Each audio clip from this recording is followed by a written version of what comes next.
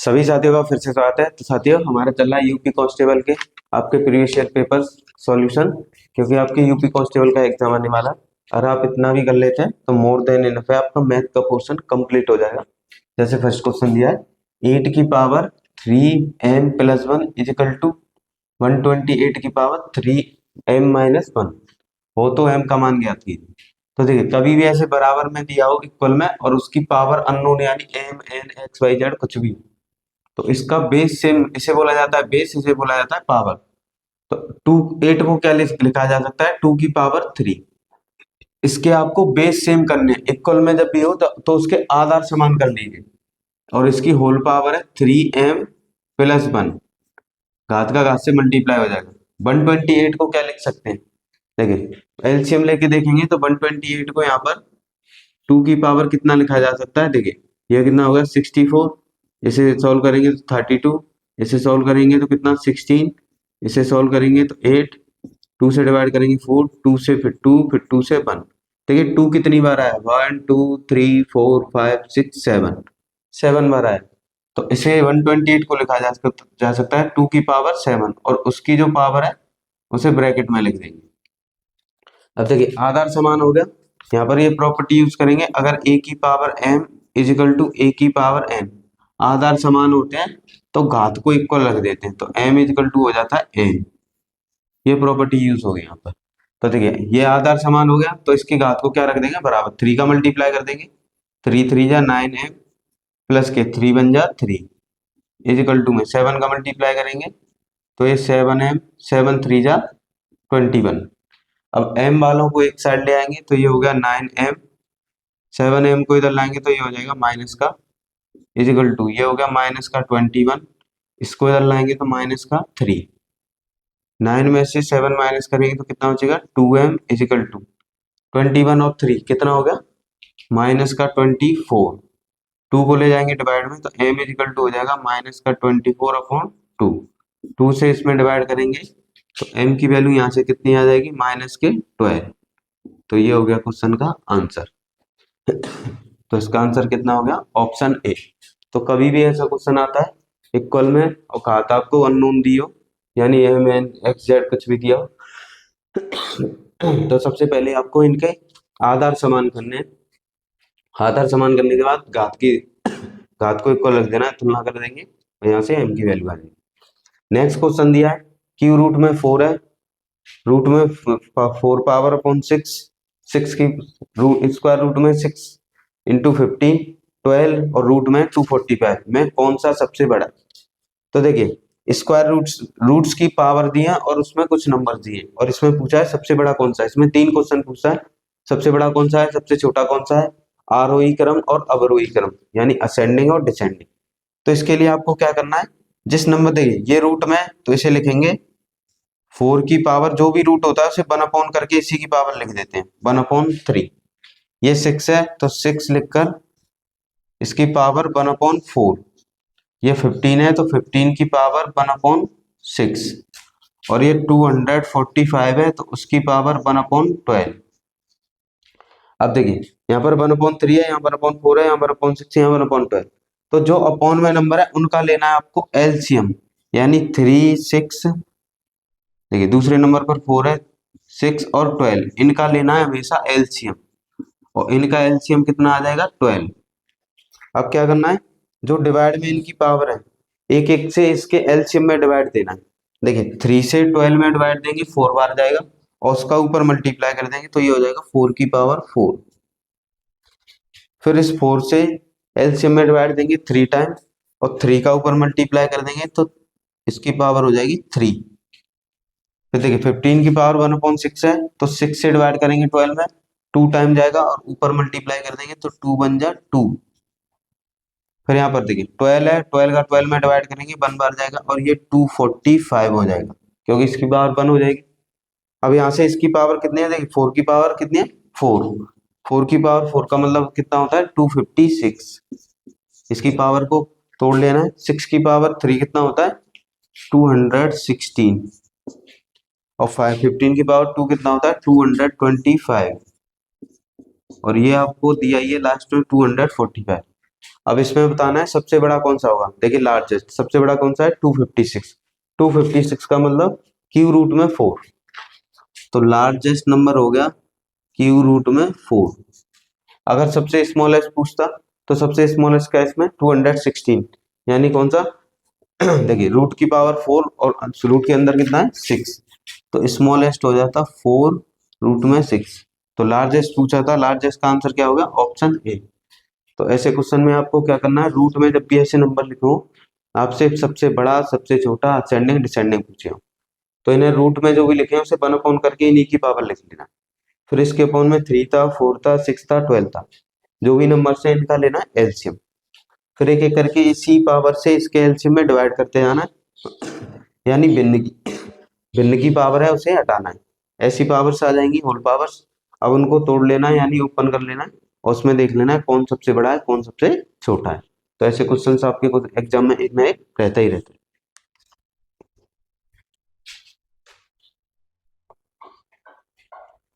देख सकते हो नेक्स्ट क्वेश्चन दिया है, क्वेश्चन नंबर 3 है 2 की power n plus 1 minus 2 multiply 2 की पावर n अपॉन में 2 मल्टीप्लाई 2 की पावर n प्लस 3 प्लस में 2 की पावर माइनस 3 का मान बताइए। तो देखिए कभी भी ऐसा क्वेश्चन आते हैं तो आपको देखिए अगर a की पावर m प्लस n तो इसे क्या लिखा जा सकता है, इसे तोड़कर a की पावर m मल्टीप्लाई a की पावर n ऐसे करके लिख लेना है। क्योंकि देखिए आधार समान होते हैं तो घात जुड़ जाती है, अगर घात जुड़ रही है तो उसे तोड़ के अलग अलग घात में लिखा जा सकता है। तो देखिए यहाँ 2 की पावर n है और m है, मतलब n प्लस 4 है, तो देखिए इसे लिखा जा सकता है 2 की पावर n मल्टीप्लाई 2 की पावर 4। तो कभी भी ऐसा क्वेश्चन आता है पहले आपको ब्रेक करना है, माइनस 2 मल्टीप्लाई 2 की पावर n डिवाइड में 2 मल्टीप्लाई, देखिए ये 2 है और उसकी पावर n प्लस 3 है, तो इस n प्लस 3 को क्या लिखा जा सकता है 2 की पावर n मल्टीप्लाई 2 की पावर 3। मल्टीप्लाई में तोड़ के लिख दिया है, अगर n प्लस 1 है तो 2 की पावर n मल्टीप्लाई 2 की पावर 3 प्लस में ये हो जाएगा 1 अपॉन 2 की पावर 3, इसे प्लस में कर लेंगे इक्वल, देखिए यहाँ से 2 की पावर n 2 की पावर n ऊपर से कॉमन आ जाएगा, तो 2 की पावर n कॉमन आ जाएगा। 2 की पावर 4 का मतलब कितना होता है 16, माइनस यहाँ पर कितना बचेगा 2 और डिवाइड में देखिए डिवाइड में क्या हो जाएगा 2 की पावर, देखिए 2 की पावर ये 3 है और ये 1, आधार समान होते हैं तो घात जुड़ जाती है, तो 1 और 3, तो ये हो गया 2 की पावर 4 और ये 2 की पावर n प्लस के 1 अपॉन 2 की पावर 3 को क्या लिखा जा सकता है 8। अब यहाँ से कैंसिल कर देंगे, 2 की पावर ये कैंसिल हो गया, यहाँ पर कितना बचेगा ये 12 14। 2 की पावर 4 का मतलब कितना होता है, देखिए 2 की पावर को मतलब 2 टू जा 4 2 टू 16, कितना हो गया 16, ये हो गया 1 अपॉन 8। यहाँ पर एलसीएम ले लेंगे कितना 16, तो यहाँ पर बचेगा 14, 8 से डिवाइड करेंगे 2 टाइम और 2 बन जा 2, तो ये हो जाएगा 16 अपॉन 16, इससे ये कैंसिल करेंगे तो आंसर कितना हो जाएगा ऑप्शन ए यानी 1। सिंपल, ऐसा कभी भी क्वेश्चन आता है पावर में आपको किसी भी आधार की अगर प्लस में पावर है माइनस में तो उसे तोड़ के लिख लेना। तो यहाँ 2 की पावर n प्लस 4 था तो 2 की पावर n मल्टीप्लाई 2 की पावर 4 माइनस में 2 मल्टी, ये डॉट का मतलब ये मल्टीप्लाई होता है, 2 की पावर n डिवाइड में 2 की पावर 1 है मल्टीप्लाई 2 की पावर n मल्टीप्लाई 2 की पावर 3 प्लस था तोड़ के लिख लिया, इसे अपॉन में लिया है तो ये हो गया प्लस में, ऊपर से 2 की पावर n कॉमन आ गया और यहाँ देखिए 2 की पावर 1 है 2 की पावर 3 है, गुणा में अगर आधार समान होते हैं तो घात जुड़ जाती है, तो 3 और 1 कितना हो गया 4, 2 की पावर n से 2 की पावर n कैंसिल हो गया, यहाँ 2 की पावर 4 बचा जिसे 16 लिखा जा सकता है, यहाँ 2 बचा, इसमें से माइनस किया 14 और ये 1 अपॉन 8, 2 की पावर 4 का मतलब 16, इसका एलसीएम लिया तो आंसर कितना आ गया 1, ये हो गया क्वेश्चन का आंसर। नेक्स्ट क्वेश्चन है कंपाउंड इंटरेस्ट का क्वेश्चन है, चक्रवृद्धि ब्याज का। एक धनराशि चक्रवृद्धि ब्याज पर 3 वर्ष में 800 रुपए, देखिए टाइम दिया है 3 वर्ष में तो 800 रुपए हो जाती है, और अगर 4 वर्ष में 840 रुपए हो जाती है, तो वार्षिक ब्याज की दर ज्ञात कीजिए। दर निकालने का सिंपल सा वो दर को आपको कैसे निकालना है, जब भी आपको ऐसा क्वेश्चन आता है कि इतने साल में इतनी हो जाती है और अगले इतने साल में इतनी हो जाती है, तो सिंपल देखिए 3 वर्ष में इतनी थी, 4 वर्ष में इतनी थी, तो पहला जो अमाउंट बन जाता है वो बन जाता है मूलधन, इसे बोला जाता है मूलधन यानी प्रिंसिपल। और दूसरा जो हो जाती है लास्ट ईयर का, इसे बोला जाता है मिश्र धन, मिश्र धन। इतना आपको याद रखना है। सिंपल कुछ नहीं करना है, इसको इसमें से माइनस कर देना है। 840 में से 800 माइनस करेंगे तो कितना बचेगा 40, यानी ब्याज कितनी मिल गई 40। किस पर मिल गई, पहले वाले पर 800 पर। तो 800 को डिवाइड में लिख देना है और मल्टीप्लाई कर देना है 100 से। देखिए 20 से 20 कैंसिल, 8 से डिवाइड करेंगे 40 में तो कितने टाइम जाएगा 5 टाइम। तो कितने परसेंट की ब्याज लगी है 5% की। तो कितने परसेंट दर हो गई 5%। ये हो गया क्वेश्चन का आंसर। सिंपल ही कुछ नहीं करना है, आपसे ऐसे कुछ सिंपल क्वेश्चन आते हैं कि 3 वर्ष इतने वर्ष में इतनी थी, अगले इतने वर्ष में इतनी हो जाएगी, तो उन दोनों का अंतर लेना है, अंतर जो भी है, और पहले वाले जो अमाउंट था उससे डिवाइड कर देना, मल्टीप्लाई कर देना 100 का। तो क्वेश्चन का आंसर कितना आ गया 5%।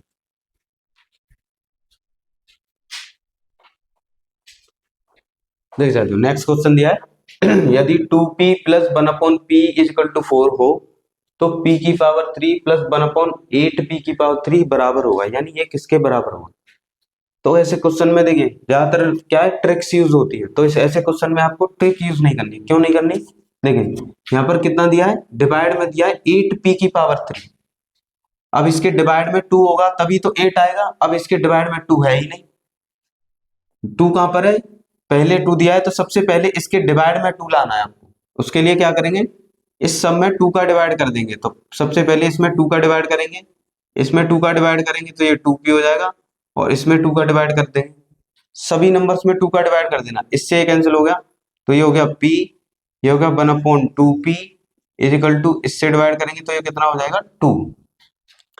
अब देखिए अगर इसका होल क्यूब भी करते हैं तो डिवाइड में क्या आ जाएगा 8 आ जाएगा। सबसे पहले आपको यही चेक करना है कि किसके डिवाइड में क्या नंबर है। a प्लस बी का होल क्यूब का फॉर्मूला होता है ए क्यू बी क्यू प्लस के 3ab और ब्रैकेट में a प्लस बी, ये इसका फॉर्मूला होता है। तो देखिए दोनों बच्चों का घन कर देंगे, तो यहाँ पर घन करेंगे तो देखिए ये हो गया ए क्यू प्लस इसका क्यू करेंगे, 2 का क्यू होता है 8 और p का क्यू पी क्यू प्लस के 3ab, a की जगह p है और b की जगह 1/2p है, ब्रैकेट में a प्लस बी यानी p plus 1/2p is equal to 2 का क्यू कितना होता है 8। अब देखिए यहां से p से p कैंसिल, ये हो गया पी क्यू प्लस के 1/8pq प्लस के, देखिए यहाँ पे 3 और 2, तो 3/2 ब्रैकेट में कितना है p प्लस 1/2p, और इसकी वैल्यू कितनी है क्वेश्चन में 2, कितनी है 2, तो इसकी जगह रख देंगे 2 और इज इक्वल टू हो जाएगा 8। इससे ये कैंसिल हो गया, 3 को इधर ले जाएंगे, ये हो जाएगा माइनस का, तो ये होगा pq 8pq equal to 8 minus 3, तो इसका आंसर कितना आ जाएगा 5। तो क्या ऑप्शन हो गया, इसका ऑप्शन हो गया बी। आप इसे डायरेक्ट ट्रिक से नहीं कर सकते क्योंकि इसमें नंबर्स हैं यहाँ पर, अगर ये नंबर्स नहीं होते तो डायरेक्ट ट्रिक से कर सकते थे। तो कभी भी ऐसा क्वेश्चन आता है आपको सबसे पहले चेक करना है, देखिए यहाँ 2 है, अगर इसका क्यू करते हैं तो यहाँ बन जाएगा 8p क्यू, और चाहिए कहाँ डिवाइड में, डिवाइड में 8 चाहिए तो इसके डिवाइड में 2 होना चाहिए। तो सबसे पहले तीनों नंबर्स में 2 से डिवाइड कर दो, इसमें भी इसमें भी इसमें भी, तो 2 से 2 कैंसिल, p बचा, यहाँ 2 आ गया, ये 2 टाइम कैंसिल हो गया। अब यहाँ से सिंपल है, दोनों बच्चों का घन कर दो यानी क्यू करेंगे तो ये आएगा, देखिए p से p कैंसिल, और इसकी वैल्यू कितनी आई थी 2, वो यहाँ पर पुट कर दिए, 2 से 2 कैंसिल, उधर ले गए 3 को तो माइनस हो गया, आंसर कितना आ गया 5। नेक्स्ट क्वेश्चन दिया है एक घन का विकर्ण 6√3 है, तदनुसार उसके कुल पृष्ठीय क्षेत्रफल और आयतन का अनुपात कितना होगा। यानी कि आपसे पूछा है कि उसके कुल पृष्ठीय क्षेत्रफल टोटल सरफेस एरिया और वॉल्यूम यानी आयतन का अनुपात कितना होगा। तो घन का कुल पृष्ठीय क्षेत्रफल होता है ए 6 इंटू भुजा का स्क्वायर और आयतन होता है भुजा का घन। तो सबसे पहले आपको भुजा निकालनी है, देखिए यहाँ भुजा सेम रहती है घन की, तो देखिए ये 2 पावर थी, ये पावर कट गई, तो यहाँ रह गया 3:6:a, क्योंकि भुजा सेम होती है इसे कैसे लिखा जा सकता है, अनुपात में हो तो इसे ऐसे लिखा जा सकता है। अब भुजा सेम है तो दो भुजा से एक, तीन भुजा में से एक भुजा बच गई, कट गई, तो कितना हो गया 6/8। यानी हमें क्या चाहिए, भुजा। भुजा निकालने के लिए विकर्ण दिया है।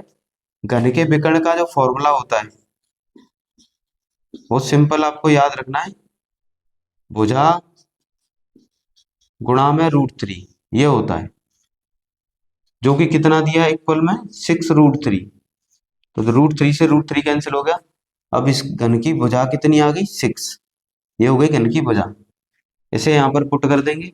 देखिए 6:6, ए की वैल्यू 6 हो गई, इससे कैंसिल करेंगे 1:1। तो कुल पृष्ठीय क्षेत्रफल और आयतन का अनुपात कितना होगा, ऑप्शन सी। मेंसुरेशन का क्वेश्चन है। मेंसुरेशन में कुछ नहीं है, सिर्फ आपको फॉर्मूले याद होने चाहिए।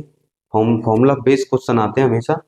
जैसे कि घन का विकर्ण दिया था, घन का विकर्ण होता है भुजा इंटू √3, जो कि इतना दिया है, √3 से √3 कैंसिल, तो भुजा आ गई 6। अब कुल पृष्ठीय क्षेत्रफल आयतन का अनुपात पूछा था। कुल पृष्ठीय क्षेत्रफल होता है 6 इंटू भुजा का स्क्वायर, अनुपात घन होता है भुजा का, मतलब वॉल्यूम होता है भुजा का घन।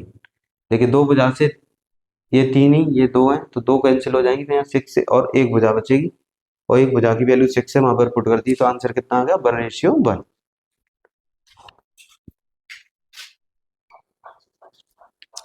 देख सकते हो नेक्स्ट क्वेश्चन दिया है 1/√9 माइनस √8, माइनस 1/√8 माइनस √7, ऐसे ही करके है। लास्ट में दिया है 1/√5 माइनस √4। ऐसे क्वेश्चंस को करने के लिए स्टूडेंट बहुत टाइम कंज्यूम करते हैं, तो ये सबसे इजी क्वेश्चन होते हैं और आपको इजीली मार्क्स दिए जाते हैं। कैसे, देखिए सबसे पहले आपको चेक करना है इनके बीच का अंतर। देखिए एक है, इनके बीच का अंतर कितना है, एक, इनके बीच का भी अंतर कितना है, एक, और सबके बीच का अंतर कितना है, एक।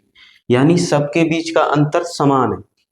तो सबके बीच का अंतर जब समान हो तो आपको क्या करना है, फर्स्ट वाला नंबर लिखना है, रूट में जो रूट में 9, और लास्ट वाला नंबर लिखना है। और आपको याद रखना है, देखिए यहाँ पर ये किस चिन्ह के साथ है, माइनस चिन्ह के साथ है, तो यहाँ पर प्लस लिखना है। अगर ये प्लस चिन्ह के साथ होता तो माइनस लिख देना। चिन्ह को याद रखना है आपको, साइन √4। अब देखिए 9 रूट में, तो इससे बाहर कितना आ जाएगा 3, प्लस स्क्वायर रूट में 4 है तो बाहर कितना आ जाएगा 2, और इनको प्लस करेंगे तो कितना हो जाएगा 5। ये हो गया क्वेश्चन का आंसर। सिंपल, सिंपली आपको ऐसे क्वेश्चन में आपको कभी भी रेशलाइजेशन नहीं करना, परिमेयकरण नहीं करना, उसमें आपका बहुत टाइम जाएगा। आपको ये देख लेना है इनके बीच का अंतर हमेशा सेम रहता है, इनके बीच का अंतर सेम है, तो फर्स्ट वाला नंबर लिखना है। फिर लास्ट वाले के साथ चिन्ह क्या है, माइनस, माइनस है तो प्लस लिखना है, और प्लस होता तो माइनस लिखते, और लास्ट वाला नंबर लिख लेना है। इन्हें स्क्वायर रूट से बाहर निकाल लेंगे तो 3 + 2 कितना होगा 5। नेक्स्ट क्वेश्चन दिया है 3 घंटियां एक साथ 11 बजे प्रातः बजती हैं। 3 घंटियां 11 बजे सुबह बजी एक साथ, वे तीनों क्रम से 20 minute, 30 minute, 40 minute, 20 minute, 30 minute और 40 मिनट के अंतराल पर बजती रहती हैं। तदनुसार वे दोबारा एक साथ किस समय बजेंगी। तो कभी भी ऐसा क्वेश्चन आता है बेल का, तो सिंपली आपको जो मिनट दिए उनका लेना है आपको एलसीएम, इनका लेंगे एलसीएम। अब देखिए एलसीएम लेना 20, 30 और 40, इनका एलसीएम लेना। तो एलसीएम लेने के दो दो के पेयर बना लीजिए। देखिए इन दो का पेयर बन गया, 20 और 40 का एलसीएम कितना होता है 40, सिंपल। अब यहाँ से देखिए कॉमन क्या आ रहा है, कॉमन आ रहा है 10, तो कॉमन लेने पे यहाँ पे 3 बचेगा, यहाँ 4 बचेगा, यहाँ 3 बचेगा, तो किसी एक का क्रॉस मल्टीप्लाई कर देना, 3 4 जा 12, लास्ट में कितना आ गया 120। तो इनका एलसीएम कितना हो गया 120 मिनट। 120 मिनट मतलब कितने घंटे हो गए 120 मिनट में, 2 आवर्स, क्योंकि 60 मिनट का 1 घंटा होता है, तो कितने घंटे हो गए 2 घंटे। एलसीएम लेने के लिए क्या करना है, देखिए 20 40 का एलसीएम आ गया 40, फिर 30 बचा उसे लिख लिया। अब इन दोनों में से कॉमन क्या था 10, तो यहाँ 4 बच गया, यहाँ 3 बच गया, या तो इसका क्रॉस मल्टीप्लाई करो, 3 का 4 में किया तो भी 120 आएगा, 4 का 3 में करेंगे तो भी 120 आएगा। तो एलसीएम कितना आएगा 120 मिनट यानी 2 आवर्स। अब जो भी एलसीएम आया, देखिए घंटियां कितने बजे बज रही थी 11 बजे, उसमें 2 और प्लस कर देंगे तो कितना हो जाएगा 1 बज जाएगा। तो दोबारा कब बजेंगी घंटियां 1 बजे, जो भी टाइम आया एलसीएम लेके उसे पहले घंटियां बजी थी उसी टाइम में प्लस कर देना, तो आंसर कितना हो गया ऑप्शन बी। तो घंटियां पहले बज रही थी 11 बजे, अब कितनी बजे बजे 1 बजे।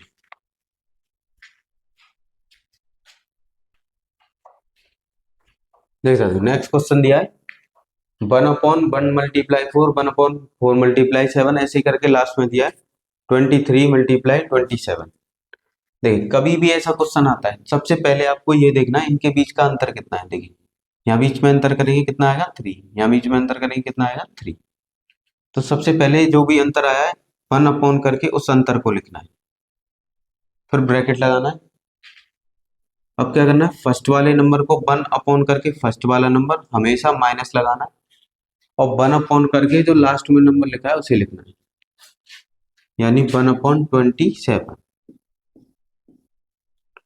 जो अंतर आया है उसे 1 करके अंतर ब्रैकेट लगाना है, फिर 1 करके पहला नंबर माइनस हमेशा लगाना है, 1 करके लास्ट नंबर। अब इसे सॉल्व करेंगे तो ये हो गया 1/3। यहाँ पर एलसीएम लेंगे 27, तो ये 27 ऊपर चला जाएगा और यहाँ रह जाएगा -1, क्योंकि एलसीएम लेंगे तो 1 से डिवाइड करेंगे 27 बार, 27 का ऊपर मल्टीप्लाई, फिर 27 से 27 में डिवाइड देंगे 1 बार, और ये 1 1 जा 1। तो देखिए 27 में से 1 माइनस करेंगे कितना हो जाएगा 26, और 3 का 27 में मल्टीप्लाई करेंगे तो कितना आएगा 81। तो इस क्वेश्चन का आंसर कितना होगा 26 डिवाइड में 81। ये हो गया इसका आंसर। नेक्स्ट क्वेश्चन दिया है परसेंटेज का 1605 का 4/5 प्लस 5080 का 30% is equal to 6589 minus question mark. तो क्वेश्चन में पूछा क्वेश्चन मार्क के स्थान पर क्या आएगा। तो देखिए इसे सॉल्व करेंगे 1605 मल्टीप्लाई का मतलब मल्टीप्लाई 405 प्लस 5080 का मतलब मल्टीप्लाई 30%। 30% का मतलब 30% है तो डिवाइड में कितना आ जाएगा 100। इजिकल टू में कितना दिया है 6589 माइनस जो क्वेश्चन मार्क है उसकी जगह लिख लेते हैं x। अब यहाँ से इसे सॉल्व करेंगे तो ये 5 से डिवाइड करेंगे इसमें, तो 5 3 जा 15, 5 2 जा 10, 5 1 जा 5। अब 4 का इससे मल्टीप्लाई कर देंगे तो 4 1 जा 4, 4 2 जा 8 और 4 3 जा 12। अब देखिए 1 0 से 1 0 कैंसिल, 1 0 से 1 0 कैंसिल, इसका इससे मल्टीप्लाई करेंगे तो 8 3 जा 24 और 8 3 जा 15, मतलब 3 5 जा 15 इजिकल टू कितना हो जाएगा देखिए 6589 इंटू में x।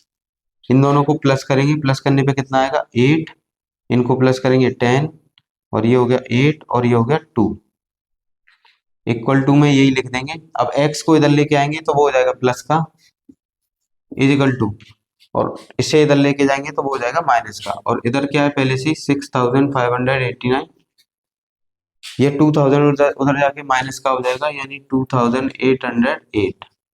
इनको माइनस करेंगे तो माइनस करने पे कितना आएगा 1 8, और यहाँ 15 में से 7 और ये 3। तो ये हो गया क्वेश्चन का आंसर यानी 3781। सिंपल परसेंटेज का क्वेश्चन है। इसका का जितना दिया था तो 5 से डिवाइड किया ये आया, और इसका 321 से 5 का मल्टीप्लाई कर दिया ये आ गया। इसका 30% निकाला तो 1 0 से 1 0 कैंसिल हो गया, 3 का मल्टीप्लाई कर दिया ये आ गया। सिंपल ये था, इसकी जगह क्वेश्चन मार्क की जगह x लिख लिया था, इन दोनों को प्लस किया इतना आ गया, और इसे ऐसे ही लिख दिया, इसका मतलब सेम है।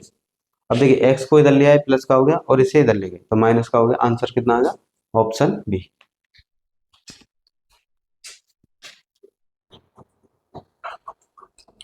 देख सकते हो नेक्स्ट क्वेश्चन दिया है टाइम एंड वर्क का क्वेश्चन है। P और Q क्रमशः 50 और 20 दिनों में एक कार्य को पूरा कर सकते हैं। यदि वे एक साथ काम करें तो कितने दिनों में वे 70% कार्य पूरा करेंगे। क्वेश्चन में बोला है कि P जो है 50 दिन में कार्य कर रहा है, तो ये हो गए दिन, और Q 20 दिनों में कार्य कर रहा है, यानी P 50 दिन में कार्य करता है कोई, और Q उसी काम को 20 दिन में कर रहा है।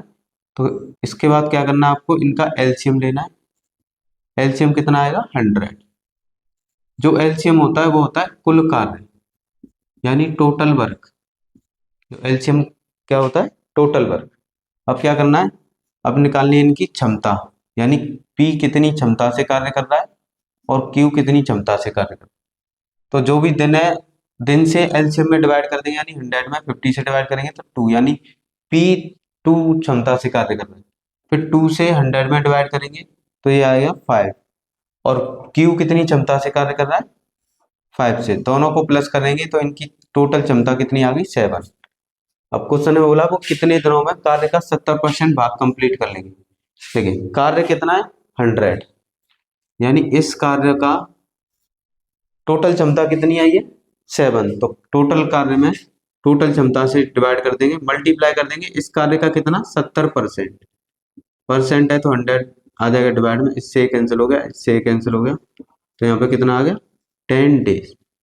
यानी वो इस कार्य का 70% भाग कितने दिनों में कर लेंगे, 10 दिनों में। नेक्स्ट क्वेश्चन दिया है 5 संख्याओं का औसत 27 है, यदि उनमें से एक संख्या निकाल ली जाती है तो औसत 25 हो जाता है। निकाली गई संख्या बताइए, सिंपल क्वेश्चन होता है। तो निकाली गई संख्या के लिए क्या करेंगे, जो 5 संख्या है उसका औसत से मल्टीप्लाई कर देंगे, यानी 5 का मल्टीप्लाई कर देंगे 27 में, और माइनस कर देंगे एक संख्या निकाल ली गई, 5 संख्या थी, एक निकाल ली गई, तो संख्या कितनी रह गई 4, और उसके औसत से मल्टीप्लाई कर देंगे। अब इसमें मल्टीप्लाई करेंगे तो ये कितना हो जाएगा 35, 135 मल्टीप्लाई 100, इसे माइनस करेंगे तो कितना आएगा 35। तो निकाली गई संख्या क्या है 35। तो इस क्वेश्चन का आंसर क्या होगा, ऑप्शन डी। तो कभी भी ऐसा क्वेश्चन आए कुछ नहीं करना, जितनी संख्या है उसका औसत से मल्टीप्लाई कर देना है, माइनस कर देना है, संख्या निकाल ली गई एक, तो संख्या कितनी रह गई 4, उनका औसत कितना है 25। तो 5 संख्याओं के योग में से 4 संख्याओं के योग को माइनस कर देंगे, तो संख्या कौन सी निकाली गई थी 35। ये होगा क्वेश्चन का आंसर।